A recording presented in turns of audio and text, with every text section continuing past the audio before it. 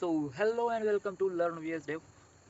तो आज हम देखने वाले हैं पैलिंड्रोम नंबर, जो कि इंटरव्यू राउंड या कोडिंग राउंड होते हैं हमारे, जो ऑन कैंपस या ऑफ कैंपस चलते हैं। उसमें बहुत सारे राउंड्स में ये क्वेश्चन पूछा जाता है, जैसे कि prime number, Armstrong number, palindrome number find करो, या फिर है या नहीं है वो चेक करो। सो उस केस में हमको लॉजिक वगैरह पता होना जरूरी है, हम अच्छे से एक्सप्लेन कर सकें, इसलिए ये इसका प्रैक्टिस करना बहुत ज़रूरी है।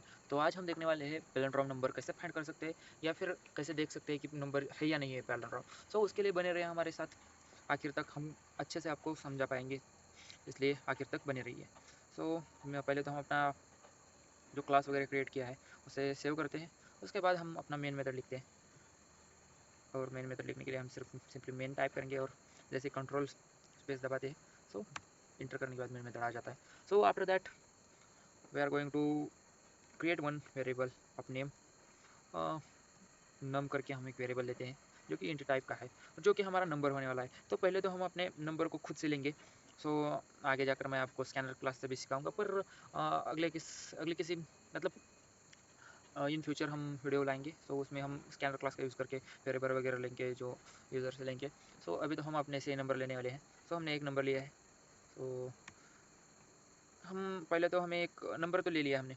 अब हमको और एक वेरिएबल लेना पड़ेगा जिसमें कि ये नंबर स्टोर करने वाले, क्योंकि जो हमारा ऑपरेशन जो है वो नीचे जो हम लाइन ऑफ कोड लिखने वाले हैं, सो वो नम वेरिएबल पर परफॉर्म करने वाले हैं। सो नम को हमें किसी वेरिएबल में स्टोर करना पड़ेगा। सो स्टोर नाम का एक वेरिएबल बनाते हैं और उसमें स्टोर करते हैं, स्टोर नम। और सिंपली हमने कुछ नहीं किया है, इस स्टोर नाम के वेरिएबल में नम को स्टोर कर दिया है, क्योंकि हम नम को आगे जाकर मैनिपुलेट कर उस पर ऑपरेशन वगैरह परफॉर्म करने वाले हैं। So after that we have to declare another variable that is essential for हमारा जो लाइन ऑफ कोड होने वाला है उसके लिए ज़रूरी है। सो पैलिंड्रोम नंबर का शॉर्ट फॉर्म लिखते हैं पाल करके। तो इसमें हम जीरो स्टोर करते हैं, just we have to initialize variable. After that we are going to perform this whole operation. हम जो ऑपरेशन करने वाले वो इटरेशन है, वो हमें लूप स्टेटमेंट है जो उसमें चाहिए। सो हमें ये तो पता नहीं है कि कहाँ से शुरू होने वाला है और कहाँ ख़त्म होने वाला है। सो हम फॉर लूप का तो यूज़ नहीं कर सकते, डू फाइल का भी नहीं कर सकते, बट फाइल लूप जो है वो यहाँ पर हम परफॉर्म करने वाले हैं। अगर हम यूज़र से इनपुट लेने वाले हैं ना, सो फॉर लूप का यूज़ कर सकते हैं, बट जब हम अपने से इनपुट ले रहे हैं सो हमें फाइल लूप का यूज़ करना है। और फाइल में हम क्या करेंगे, num is greater than zero. जब तक नम वेरिएबल जीरो से ग्रेटर है तब तक हम उस पर ये ऑपरेशन परफॉर्म करने वाले हैं। सो फाइल में हमने वो कंडीशन लिख दी है। So after that we are going to get or took another variable. We are going to take another variable that is int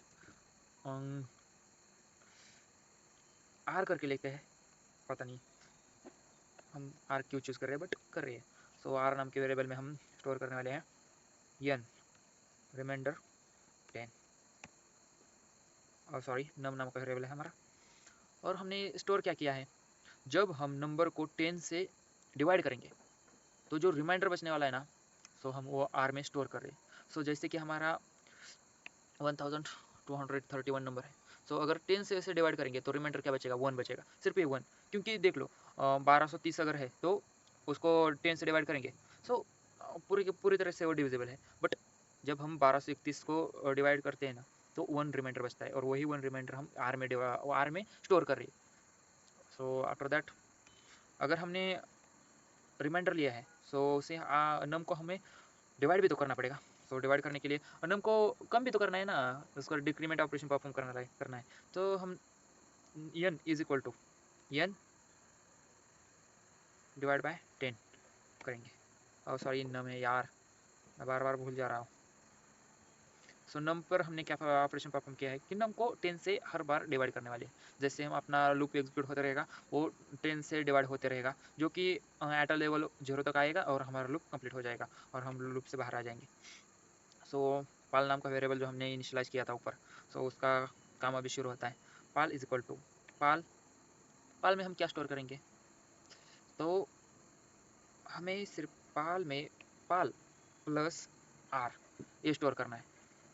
मतलब हम क्या करने वाले हैं, जो रिमाइंडर बचता है, तो नंबर को हमें फिर से क्रिएट करना पड़ेगा ना, कि उल्टा घुमाना पड़ेगा, एक को इधर लाना पड़ेगा, 3 को इधर लाना पड़ेगा, 2 को एक पोजीशन चेंज करना पड़ेगा, 1 को भी आखिर में ले जाना पड़ेगा। सो उसके लिए हम क्या करेंगे, आखिरी जो रिमाइंडर एक रिमाइंडर हम आगे लेकर आ जाएंगे। जैसे कि पहले तो हमने रिमाइंडर 1 स्टोर किया पाल में, so after that we have to 1 के बाद हमें 3 को 1 के आगे स्टोर करना पड़ेगा। मतलब कैसे हम देखते हैं, पहले पहले हमने सोचो इधर 1 स्टोर कर दिया है, 1 आ जाएगा ना पाल में। जैसे हमने पाल प्लस आर किया, सो पाल की वैल्यू तो वो 0 थी, प्लस हमने आर किया तो 1 आ जाएगा इधर। बट हमको अगली बार क्या करना है, वो 1 प्लस ये जो 3 आने वाला है ना अगली बार, जबकि हमने नंबर को 10 से डिवाइड कर दिया है। सो इधर क्या बचेगा, तो जो रिमाइंडर बचने वाला है सो वही बचेगा ना, कि एक तो एलिमेंट हो जाएगा, एक तो एलिमेंट हो गया।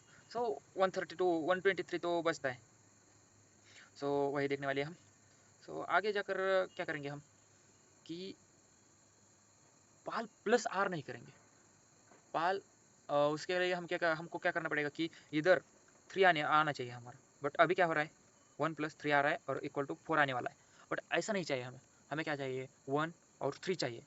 जो कि यहाँ से 1 लाएंगे हम, ये जो 1 है 1 लाएंगे। After that we are going to add 3 here, not in 1, 1 के आगे 3 लाना है ना हमें। सो उसके लिए हम क्या करेंगे, तो पाल को इंटू 10 करते हैं ना हम, तो क्या हो जाएगा, सोचो पहले तो पाल की वैल्यू 0 थी, सो इंटू 10 करेंगे। So 0 into 10 0 plus 1 is equal to 1 आएगा ना।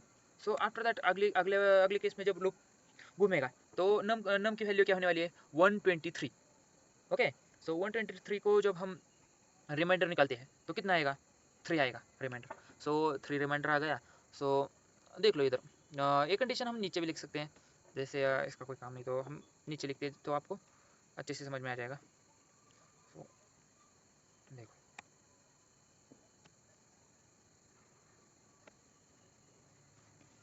सो अगले केस में क्या आएगा, 3 आएगा। सो 3 कैसे आएगा, तो पाल इंटू 10, मतलब पाल की वैल्यू पहले कितनी थी, 1, 1 इंटू 10 कितना हो गया, 10 हो गया, plus 10 plus 3 is equal to 13 आएगा ना, 13। सो हमें यही तो लाना था, 13 तो लाना था। सो इसलिए हमने क्या किया, कि जैसे पाल की वैल्यू 1 बनती है, सो पाल को 10 से मल्टीप्लाई कर दो, और उसमें रिमाइंडर की जो वैल्यू है तो ऐड कर दो। अगले केस में क्या होगा, जैसे ही इधर अब डिवाइड करेंगे ना नंबर को, तो 123 को जैसे हम डिवाइड करते हैं तो कितना बचता है, 12 बचता है, सिर्फ 12 बचता है। सो 12 का रिमाइंडर कितना आता है, 2 आता है। सो यहाँ पर 2 रिमाइंडर आ गया।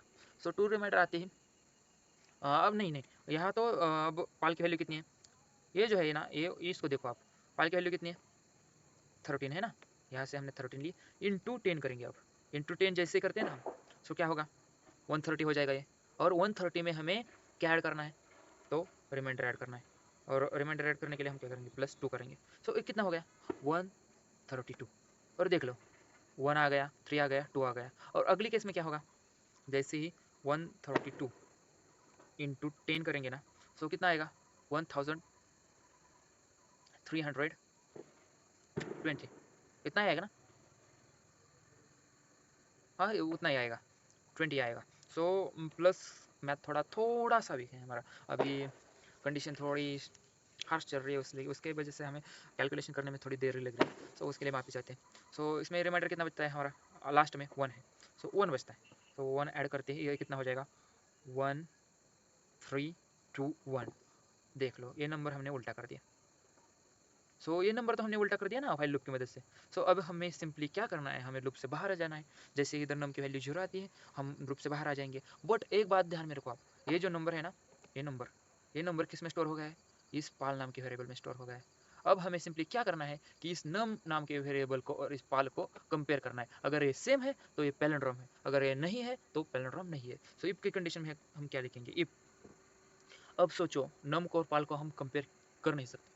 क्यों नहीं कर सकते कंपेयर, क्योंकि हमने पूरा जो ऑपरेशन है वो नम पर परफॉर्म किया है, और आखिर में नम की वैल्यू कितनी हो चुकी थी, 0। सो नम की वैल्यू अगर आप कंपेयर करोगे ना पाल से, तो कभी भी नहीं वो सेम नहीं आने वाली। क्यों सेम नहीं आने वाली, क्योंकि नम की वैल्यू तो 0 हो चुकी है।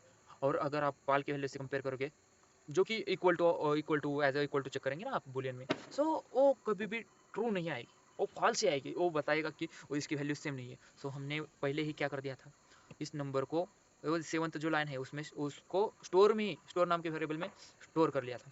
सो अब हम क्या करेंगे, स्टोर नाम के वेरिएबल को पाल से कंपेयर करेंगे, और क्या देखेंगे इसमें, if store is equal to pal, then क्या होगा, सिसो स्टेटमेंट में हम क्या लिखेंगे, जो हमारा प्रिंट स्टेटमेंट में, सॉरी सिसो कहा, जो प्रिंट स्टेटमेंट है उसमें क्या लिखेंगे हम, number is palindrome.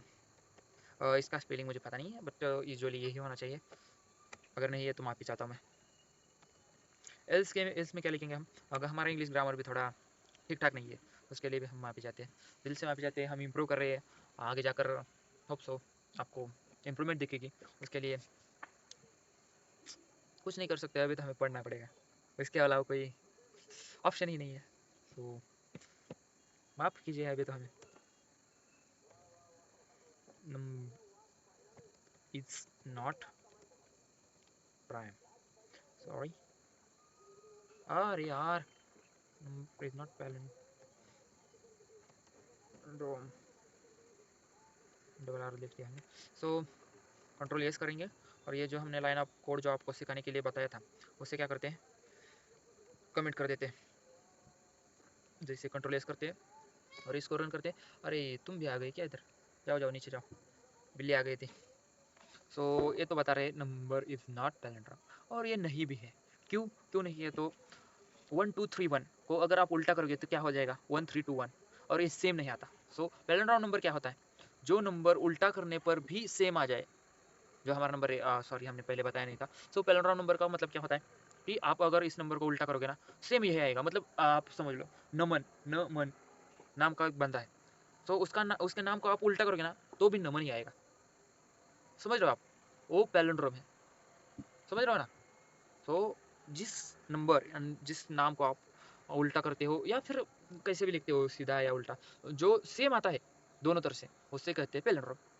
But A number palindrome नहीं है। सो अब हम एक पैलिंड्रोम नंबर लेते हैं। सो 1221 इसको लेते हैं और इसको देखते हैं, क्या लगता है आपको, आएगा कैसे ही नंबर इज पैलिंड्रोम, देख लो आ गया। सो सिंपली ये इसका लॉजिक यही फॉर टुडे।